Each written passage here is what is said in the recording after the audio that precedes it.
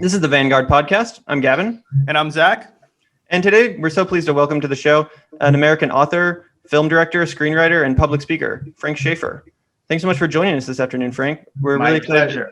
My pleasure. And as I was saying to you a few minutes ago before we started this, it's always great to talk to anybody in Kansas City because I love that city. With great memories of being there with your grandfather, as a matter of fact, Charlie, and also some of the events I've done at the most beautiful public library in the country, I think, which happens to be in your city. So I have nothing but good when it comes to Kansas City.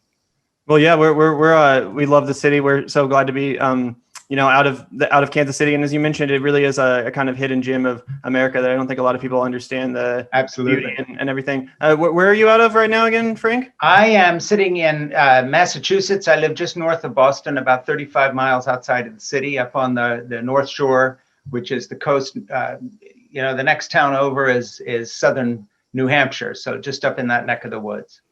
Gotcha. Well, lovely part of the country as well. Yeah, good spot. Absolutely. Well, I think a good place to start, and we really wanted to speak to you today, Frank, because we wanted to talk a little bit about the evangelical religious right-wing movement on the other side of the aisle with the Republican Party. And for anyone that's not aware, your father is Francis Schaeffer. And according to Michael Hamilton of Christianity Today, perhaps no intellectual save C.S. Lewis affected the thinking of evangelicals more profoundly than Francis Schaeffer. Perhaps no leader of the period, save Billy Graham, left a deeper stamp on the movement as a whole. For viewers that aren't aware, could you maybe just tell us a little bit about what your childhood was like, and specifically the work that you engaged in alongside your father, Francis Schaeffer? Sure. So let me work backwards. I'm 68 years old, sitting here right now talking to you, and I live across the street from 3 of my grandchildren. My time is taken up with my writing and my activism and a lot of childcare for parents who have been stuck at home during the epidemic. And before that, childcare, just because I love my grandchildren. From the perspective of a father and grandfather looking back over his life now, the arc of my life seems like fiction. It happens to be true. I've written about it. I have a memoir out called Crazy for God. But the fact is that when I was closer to you guys' age, actually in my late teens and early 20s, in the nepotistic environment of evangelical Christianity, where the God business is perpetuated through a series of family companies, essentially called ministries most of the time. You think of my family, me following in my dad's footsteps as his sidekick, people like Pat Robertson, Jerry Falwell, all these guys, family, wives, everybody gets put on the payroll. And our family was no different in that as a young man, with a father who was an evangelist, I was kind of groomed to come into the ministry. And so when I grew up, my childhood really divides into a couple pieces. My actual childhood, before I'm in my mid to late teens, is the son of some very obscure American missionaries in Switzerland that no one's heard of. And then my mom and dad started writing books, and their ministry was an open home ministry where people could come by to the Swiss chalets that they had up in the Alps when they started the ministry. And although my parents were Americans, it was located in Europe and had been there since 1947 when my dad moved over there as a missionary and minister at the end of the Second World War. So, I remember if there was an extra piece of chicken going, something more for the casserole, that was a big deal. My parents didn't have a car. My dad didn't have a secretary. He worked in a rocking chair on the side of his bed. He read the Bible. He preached. He talked to people. Very much your standard evangelical fundamentalist minister with a twist. And that is he was really interested in art, culture, politics, and philosophy. And that separated him from the evangelical herd. No one else in the evangelical movement at that time really could be described as an amateur art historian, for instance, or a philosopher. Dad was unique. At that point of his ministry in the open chalet home environment, I was stepping over sleeping bags every night. When I'd go up to my room, people would crash there, which was the way it was termed in those days in the 50s and 60s. Dad could have easily been mistaken for a hippie guru of a commune. Now, if people had come to the commune, they would have heard the gospel of Jesus Christ being preached and so forth. But Dad was giving lectures on Bob Dylan's early albums. He was taking students down to Florence, Italy to show them Renaissance art. My mother, the books she would read to us as kids, these were not Christian books. It was classics like Lewis Carroll's Alice in Wonderland, whatever. But my parents were very cultural people.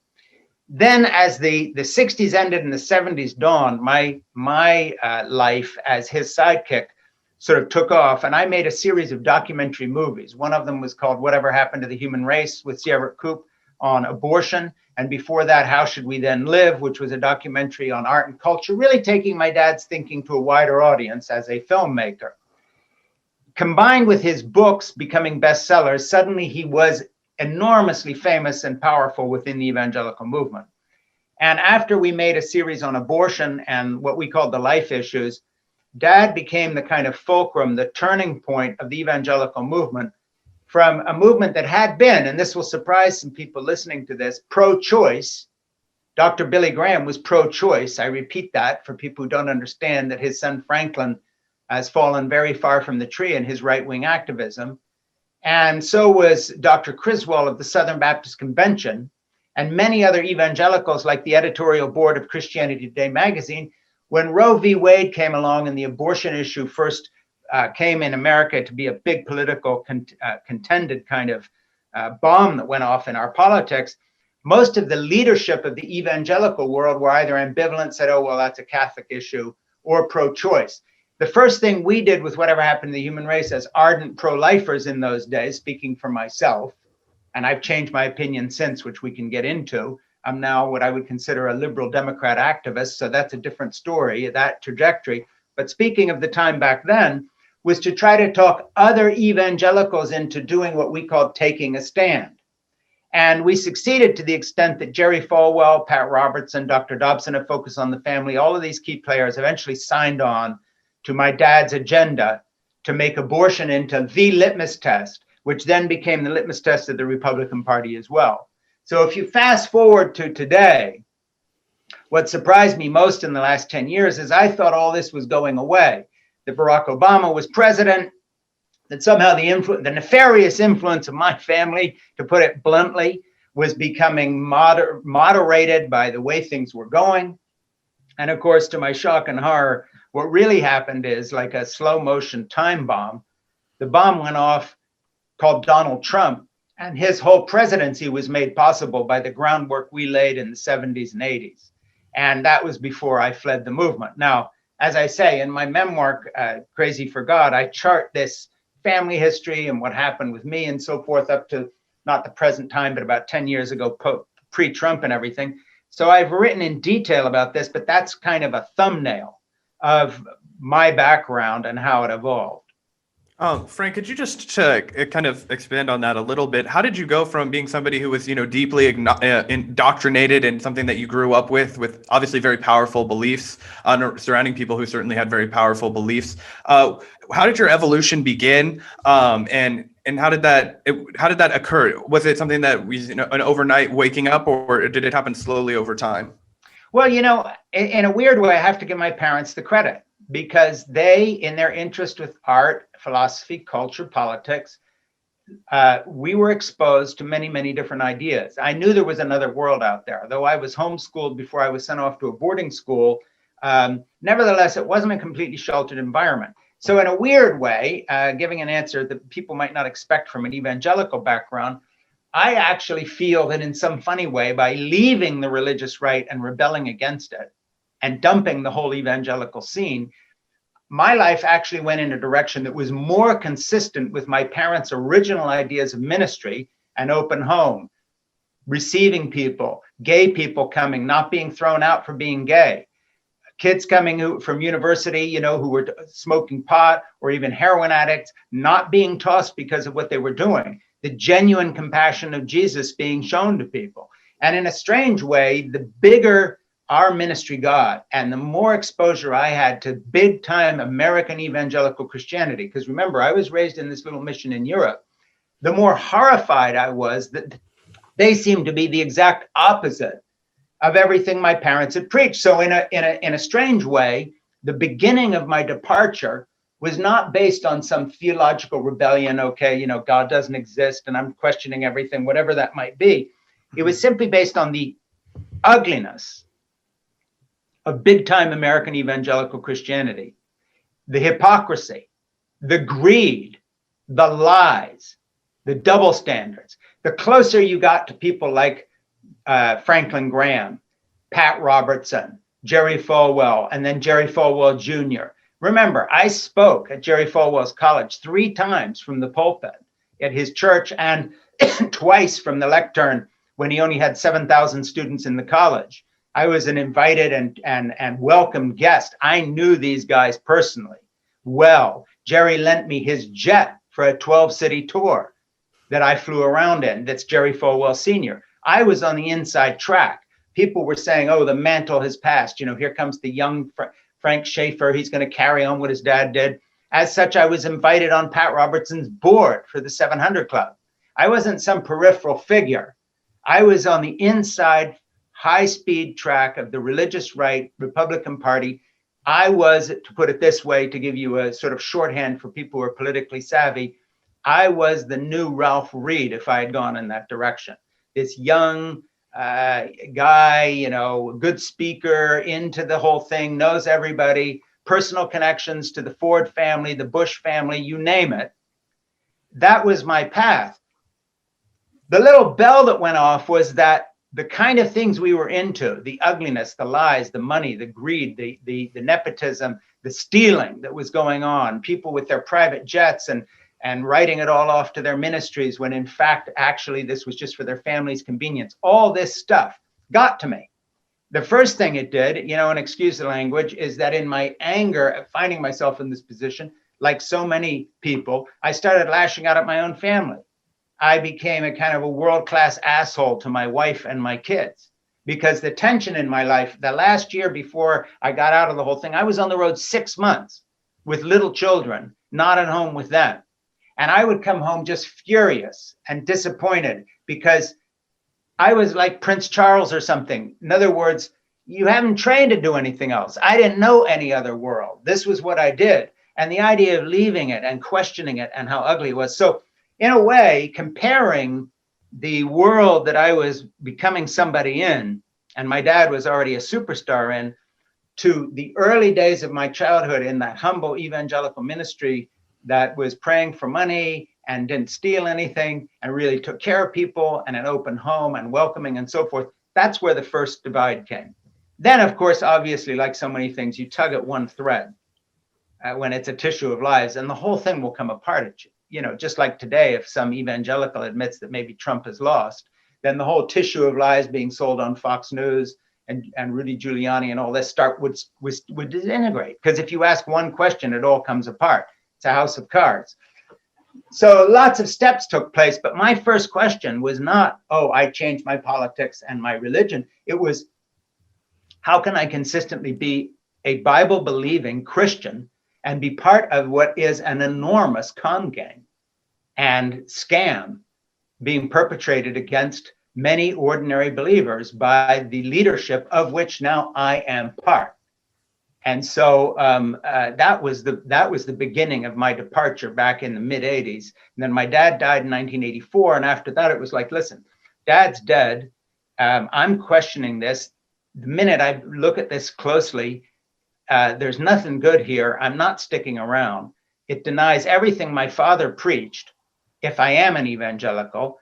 And I don't even think I'm an evangelical anymore. I'm out of here. So that was a step process. It didn't happen overnight, but the beginning of it, I say again, which would surprise some evangelicals, was simply by comparing the State of the Union that I found in big time American God business and the ideals with which my parents had raised me in a small evangelical sincere mission. Now, they may have been mistaken in all their theology, but they were not crooks.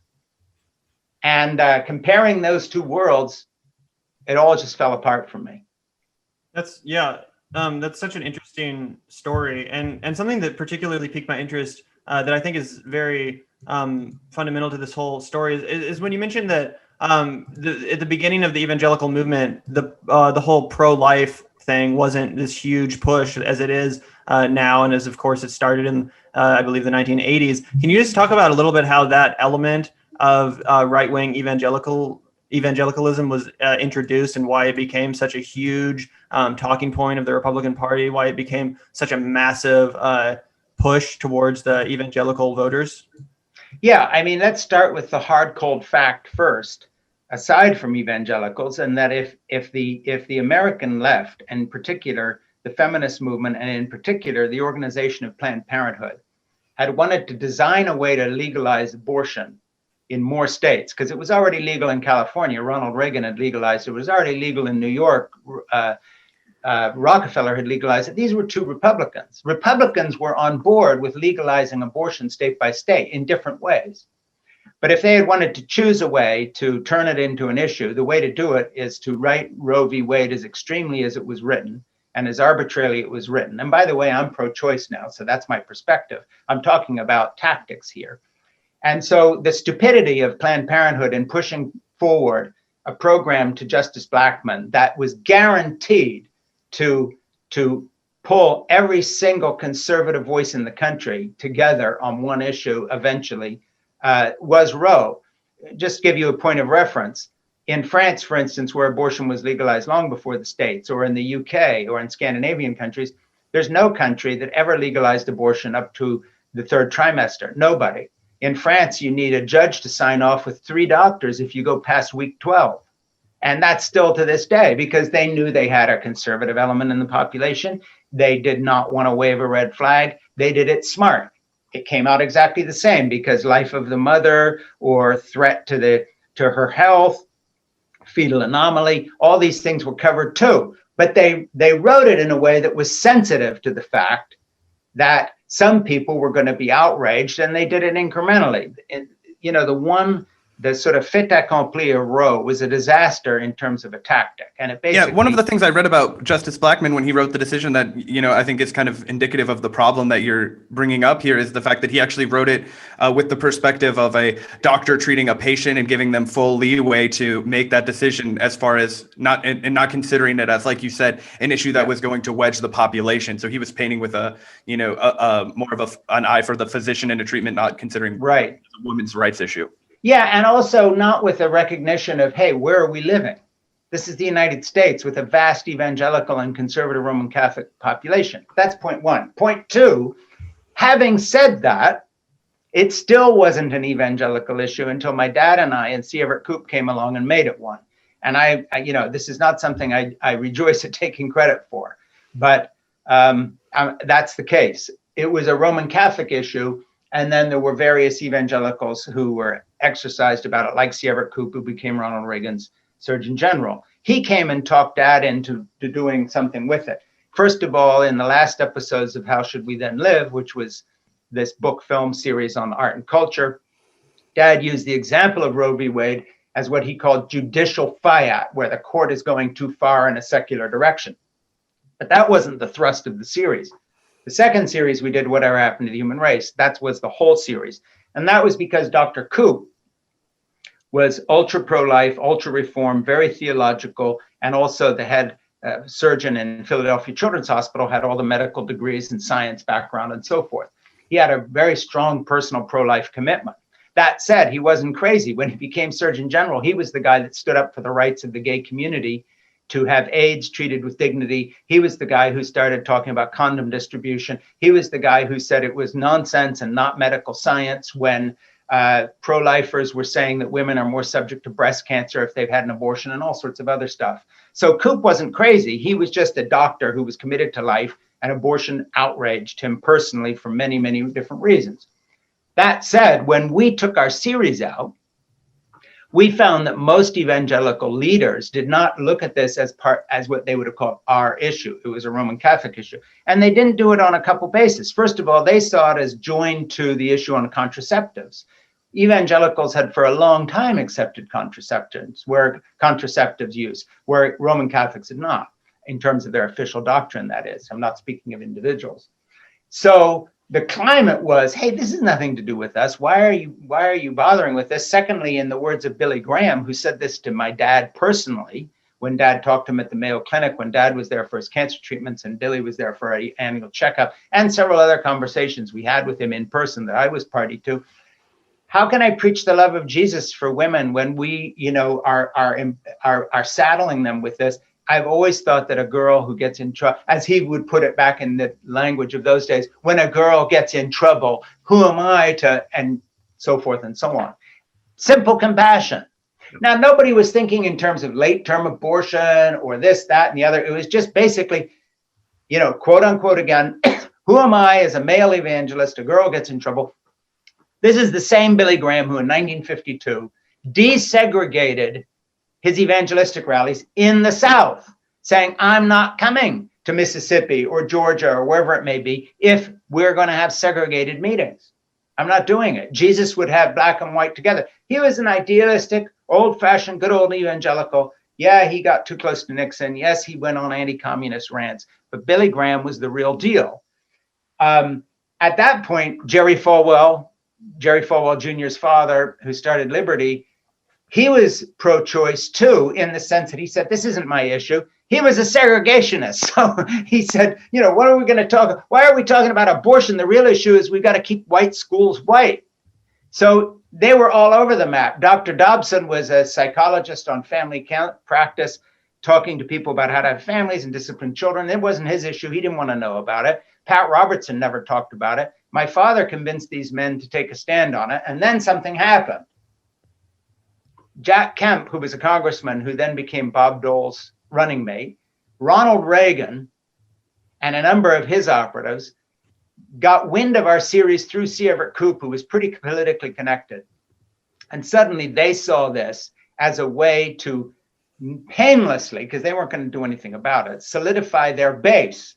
And so they, like us, encouraged evangelicals to take a stand. And then evangelicals, who have always been hungry for relevance, because who cares what pastors think? And so you want to be relevant. They wanted access to power. All of a sudden, they're sitting down now, having taken a stand on this issue, telling Ronald Reagan and Jack Kemp and others, or in my case, I personally telling Jack Kemp, because I was staying in his basement at the time in Washington when we were there launching the series, that if you want the evangelical and the Christian and to vote for you, and when I was saying Christian, I meant Roman Catholics, evangelicals, everybody else, take a stand on this issue, because we were beginning to see people move our way on it. Then something happened. It became a litmus test for the religious right and the Republican Party for one simple reason. Evangelical leaders found it another way to keep their population enraged 24/7, because they're murdering babies, because keeping schools segregated wasn't playing so well anymore. And so the two big issues they used to raise money with were help us stop the homosexual agenda and help us stop the feminist agenda / abortion and family values. That all was sort of one package. It worked great. Send me $25, I'll save babies, or I'll stop homosexuals from buggering your son in school. Either way, it's a nice little thing that keeps working. The Republicans, on the other hand, saw it also as a way that they could rouse the troops. I was at the National Religious Broadcasters the year Reagan appeared, called in a message to us and said, and we sort of endorsed him. So it was a quid pro quo. It was a marriage of convenience in a leadership structure that didn't actually care much about the issue, but wanted to find ways to get these apathetic evangelicals who the knock on them was these guys they don't even vote. They're apolitical. They're going to church. They're talking about Jesus. They don't care about politics. They vote for Democrats or Republicans half the time. They're not even divided along party lines. If they are, it's to do with race in the South. The Democrats are race, they play the South, the race card, and then Nixon comes along. And then all of a sudden it's like, oh, this is great. Nobody's going to call you a racist if you stand up for pro-life, as they would if you're on segregation topics. You can raise a shitload of money because you can keep people mad all the time. And evangelicals and Republicans, or anybody in politics, you need things to organize around. Crisis pregnancy centers, fundraising dinners. Where's the guy running for Congress against the Democrat going to meet his voters?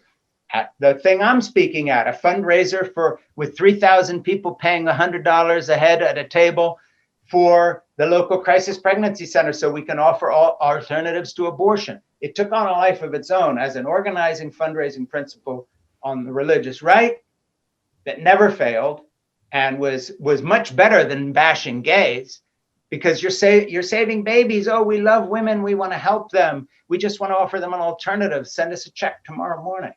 So Yeah, basically, well, Frank, just to fast forward on that a little bit to modern day, just a little bit, Gavin, did you have something to follow up on?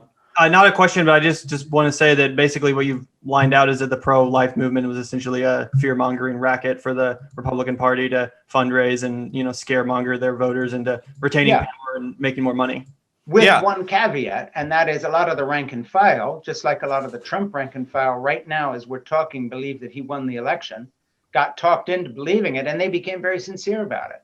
Yeah, and that's kind of what I wanted to fast forward to. You mentioned this briefly. It seemed like the Christian radical right had reached an apex almost with the George Bush years, and then Obama came, and it was, sort of, I don't want to say quieted down because there was still the Tea Party, going on, but it just seems like the attention that was given to the evangelical right has sort of, fallen from then, and it almost seems like now it's been ratcheted back up with the confirmation of Amy Coney Barrett. And I wanted to get your reaction to that, and just see if you could provide any insight to the belief system that goes on between, in these like deeper evangelical, communities. I just wondered if you could provide any insight into the line of thinking and how they've gone after acquiring power through the Supreme Court and through the judicial bench. Yeah, I can. And I want you to bring me back to that question, but I want to take a little detour that's actually part of the answer. But, sure, I'm 68, so I may just wander off here, Amy Coney Barrett is a really great case in point. And let me explain what I mean. You know the old parable about putting a frog in cold water and you turn the temperature up a little, and then if you do it slowly enough, you can boil it to death and it never knows it got killed. Because it adjusts to the water, never feels the heat and dies. I don't know if that's true, by the way, but the story, that's the story. One of the things I've observed, having been in this racket since I was 16, 17 with my dad through till now, almost 60 years, coming up on 60 years since I'm aware of this, and then more than 50 active, is that if you had fast forwarded any of these evangelicals, from flake leaders like Pat Robertson in It From the Money to sincere people like Billy Graham, or any point in between, or my dad or me, to the present, and you had told us that the evangelical movement would get to a point, and I know what you think. You think I'm going to say Trump. I'm not. I'm going to say Amy Coney Barrett, where we would be pushing her nomination. They would have laughed in your face, and I'll tell you why. Amy Coney Barrett is part of a bizarre cult, people of praise, that back in the day, people like Dad or Billy Graham or Pat Robertson or Dr. Dobson or any local preacher down the street from any denomination, charismatic, Presbyterian, Pentecostal, they all would have agreed this is a heretical group. Not because they're Pentecostals and speak in tongues, but because they appointed people within the group over you to make life decisions for you, and you had to get permission to get married, who you could get engaged to, who you handmaiden could date. Type deal. And they would have called this a cult, like Jonestown, or one of those cults that went off and they all drank Kool-Aid and poisoned themselves at the end. This would have been seen as beyond the pale. These are not evangelicals. They are not Christians. These are members of a control cult. This is what we are not. We stand against this, freedom in Christ. You follow Jesus, you don't follow people. In fact, the whole evangelical argument against Catholicism that I grew up with is we don't have a pope and bishops because the Holy Spirit guides us and every person can read the Bible for themselves. So the very idea that we have moved so far, and then I'll get back to Donald Trump, but that we've moved so far that evangelicals became so desperate to hold on to power by, for instance, rigging the courts with 200 new federal appointments from Trump, all checked off on a list by the Federalist Society, that they would be ranting and railing, condemning Democrats and the media for even questioning Amy Coney Barrett's Catholicism. They very conveniently talked about her being a Catholic without mentioning that she had spent the last 27 years, not only in, but as a leader of, as are her parents, her siblings, her kids, in what is the evangelical version of Scientology. And no one's allowed to talk about it because all of a sudden evangelicals say, well, we're being persecuted and this is religious freedom and so forth and so on. The biggest criticism of Amy Coney Barrett 40 years ago would have been evangelical leaders saying, we don't want the image of Christianity damaged by having someone purporting to be a Christian who is a cult leader in a cult, because she was a handmaiden in the thing, directing other women, being confused with Christians. They would have been on TV being interviewed saying, don't mistake her for one of us, in the same way that they would say that about Christian Science or Scientology or other offshoots that are religious in nature, but hey, it's not us. That's how far it's come. So, that's an example most people wouldn't use in that way. Now, of course, when you get to Donald Trump, you're over the cliff and heading into the abyss in terms of the frog boiling and dying, like the evangelicals are supporting this guy and now buying into everything from QAnon to all the rest of it. Well, could you talk about that? Because it seems like, Mike Pence was an olive branch to the evangelical community when Donald Trump was running for president, and sort of his way of, papering over, the grab them by the pussy comments, just like everything that the evangelical right had made themselves against, this like family values party that, the white picket fence kind of imagery, instead going with this like boorish, misogynistic, oaf, why do you think they were willing to just get over that for Mike Pence? Same thing as with Amy Coney Barrett. And that is, once you really hook into the idea, whether sincerely or as a flake and con artist for your own purposes, that what you want in this life is power, and you will hold on to it and access to people who have power, and you incrementally sell off your first principles to get there, then it's open season. And what's happened is, with a guy like Mike Pence personally, I'm sure too, is that all the way along the line, he has been justifying all this as part of a higher call. A lot of these guys even go so far as saying, oh yeah, he's like a bad King Cyrus in the Bible, but God's using him. They've even folded in a theology of Trump's own malfeasance and fallenness as part of God's great plan to use him in spite of himself. In other words, they've even answered the question before it gets asked, which, by the way, is always a sign of a con artist trying to get you to invest in something spurious, when he's trying to answer the downside before you even ask the question, as if to inoculate you against considering that possibility. So what happened is incrementally, since we got into this 45 years ago or so, these guys have some of them are the same people, some of them are growing old, new generations, but they have incrementally talked themselves into the higher call. And it's very, very similar to two areas, okay? War crimes, my son was a Marine and fought in Afghanistan, okay? So it's very similar to war crimes being committed there when the CIA were questioning people at Bagram Air Base, and they were torturing them, but they were doing it for higher calls. And Bush, who was a decent enough human being before this all started, got to the place where he was talked into allowing this to happen. And another, that would be one example. Another example would be the Christian Zionist movement, for whom Israel can do no wrong. And why Trump moved the embassy to Jerusalem was to throw them something and thank them for backing him. First, it starts off okay, and that is the Holocaust was the greatest tragedy of the 20th century. People were murdered by the score. 6 million people died. Israel, becomes a nation. But then all of a sudden, the Christian Zionist movement comes in the States, as well as the Jewish Zionist movement. And now you can't even criticize Israel, and you're starting to go along with the subjugation of Palestinians and the development of what has amounted to apartheid state. I lived in South Africa for a year making a movie there before apartheid ended, and while Nelson Mandela was in prison. I've actually seen what that's like. Every time I've been back to Israel, it's more like South Africa and less like a Western country. It's just a Western white colonial country. And the majority is going to tip, and pretty soon there'll be more Palestinians and Arabs than there are Jews, and they're going to subjugate them, as they already are. Everybody sees that coming. No one can say anything, because once you buy into this idea that there are high causes that can't be questioned and everything must be sacrificed to them, you never put it that way, but you get there. And that's what's happened with the evangelicals and why they buy into Trump. They put the pro-life shibboleth up there and made it something. And then all the attendant liberals are liars and so forth. Next thing you know, QAnon's saying that Democrats are running an international and global conspiracy of a pedophile ring. And you're supposed to seriously believe that the Democrats in Congress are all pedophiles knowingly running an international conspiracy. Donald Trump is the only freedom fighter.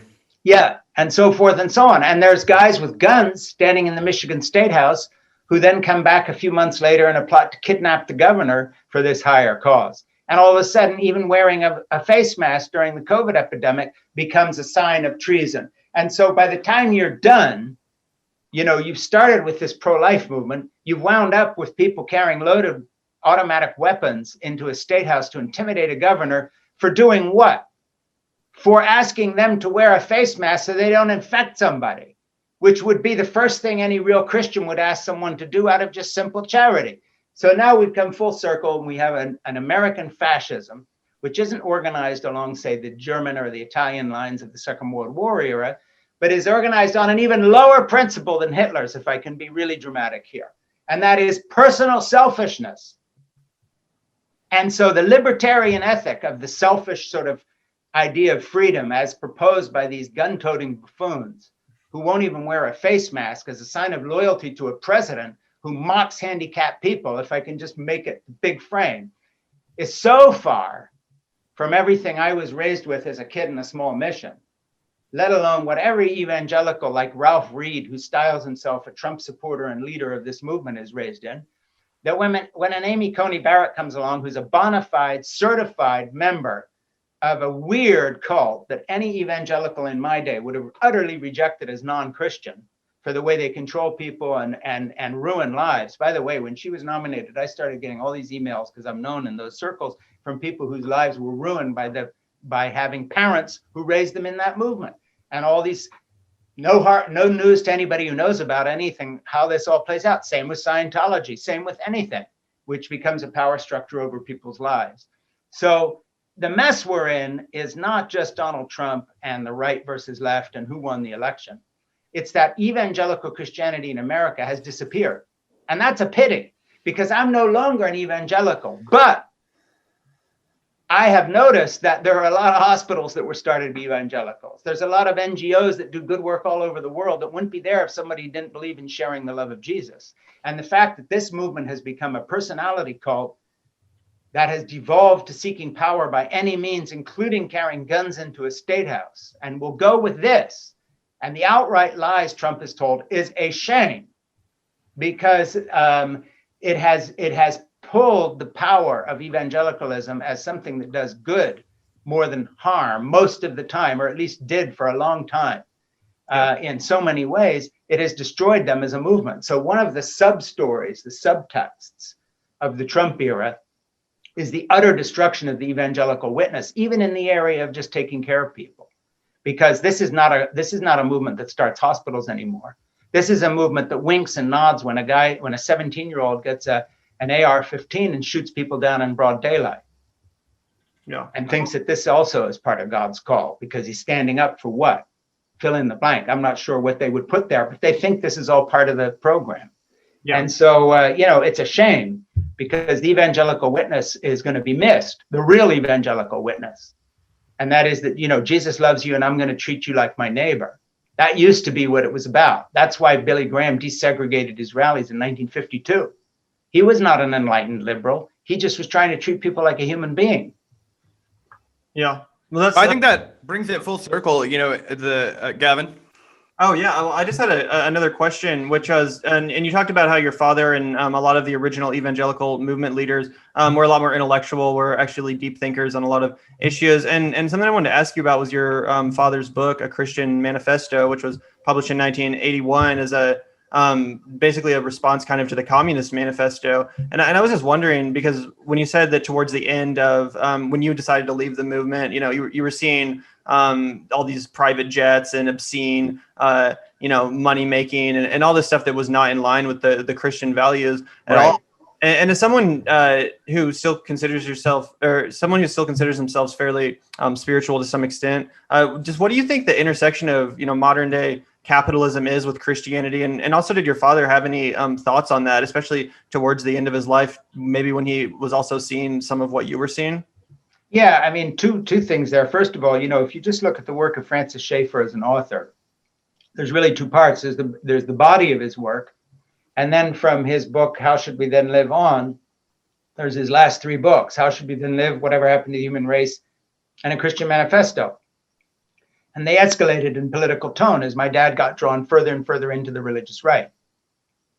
And so, when you read a Christian Manifesto, if you go back and read his first book, Escape from Reason, which is a whole look at modern philosophy, what he called the line of despair, giving up on the idea of Christian truth and so on, leading to a philosophy of despair and existentialism, etc., you wouldn't even know it's the same author. Because one is a political manifesto from the right. The other is something that could have just as easily been written from the left. You'd never know. And his book in 1972, Pollution and the Death of Man, on the environment, might have been written yesterday by someone, who works for Greenpeace. So my dad spent his life as an evangelical missionary with a view of culture and art and history and literature and so forth and so on that could have been easily mistaken as either liberal or from the left.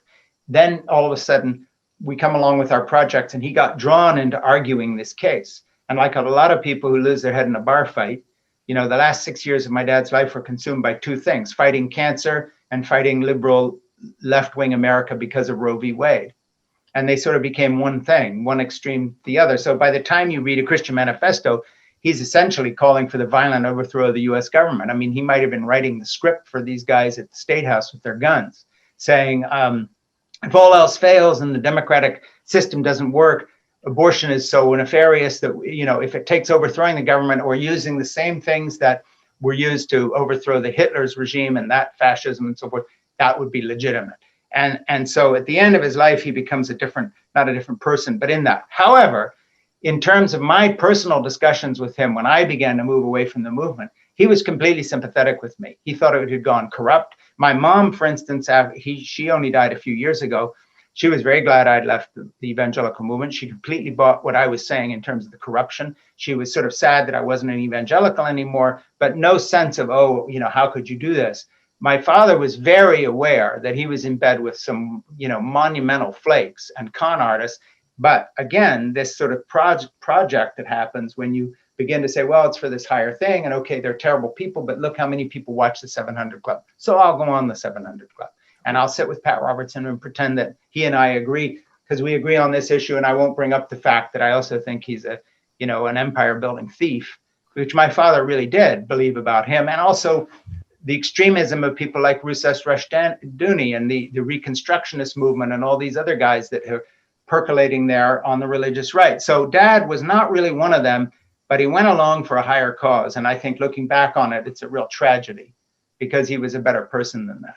Do you think he ever, because personally, when a lot of the actual Christian teachings, especially those of Jesus, I think could be interpreted in a very anti-capitalist sense. I'm just wondering if yourself or him ever had any thoughts on that, just because of how, like you said, corrupted and capitalistic this whole business of God became. Yeah, I mean, very much so. Dad was not, if you look at the way he lived personally, in not accruing wealth to himself. Like I said, no car, no secretary, worked on the side of his bed in a rocking chair, no trappings of either power or money. Lived in one room in a chalet that was occupied otherwise by students, didn't even have the rest of the house to himself. That was my father.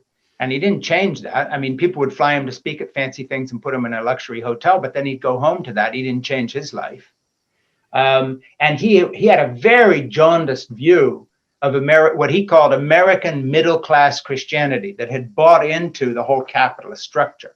Now, Dad wasn't sympathetic to communism during the Cold War, nothing like that, but he was certainly an anti-capitalist in the sense that he didn't think the call of life was to succeed either at the expense of others or to just make the most money possible.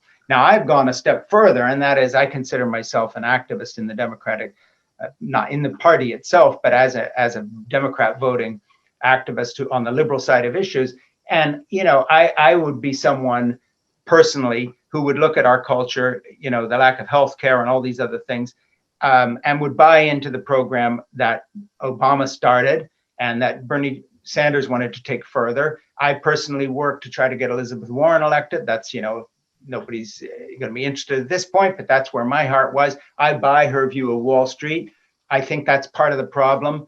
And, that's where I come from. So I've certainly gone further in that direction. But my father had no sympathy for, people like the Koch brothers and those kind of people. were abhorrent to my dad. He despised that kind of idea, and the idea that somehow Christianity was used to back up that view of American capitalism. And my now dad, Donald Trump. Yeah, now Donald Trump is the ultimate, capitalist of all time. yeah, and my father would have, literally would have been as allergic to Donald Trump as anybody who's ever walked the earth.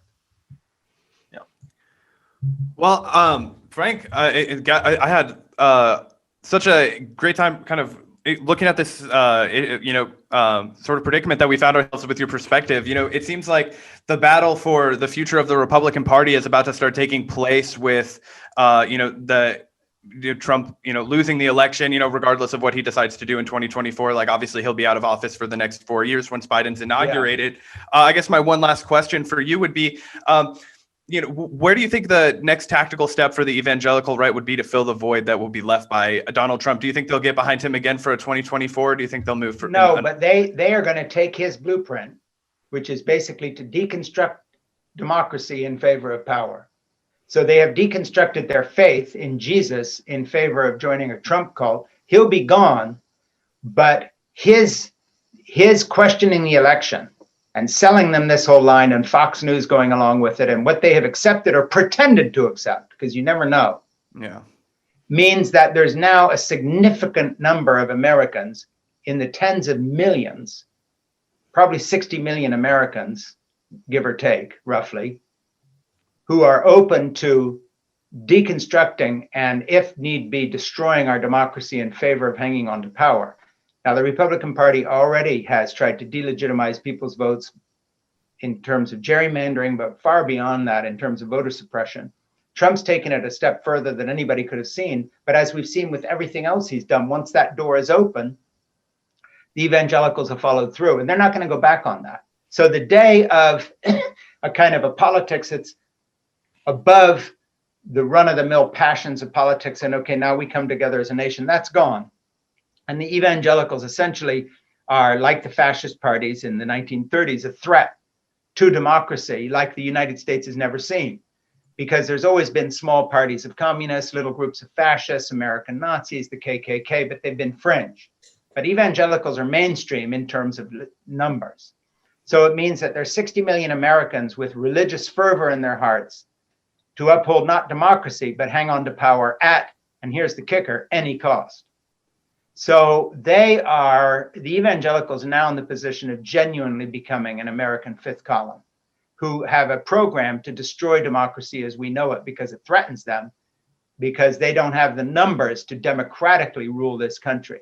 So what they've got to do is stack the courts and run the political system by disenfranchising Black people, young people, Hispanics, whoever it might be.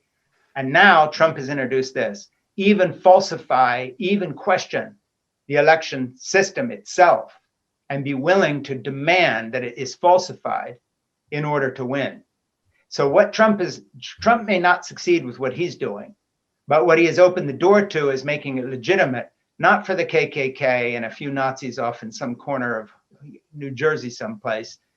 He has opened the door to 60 million or more Americans adopting this as an article of faith.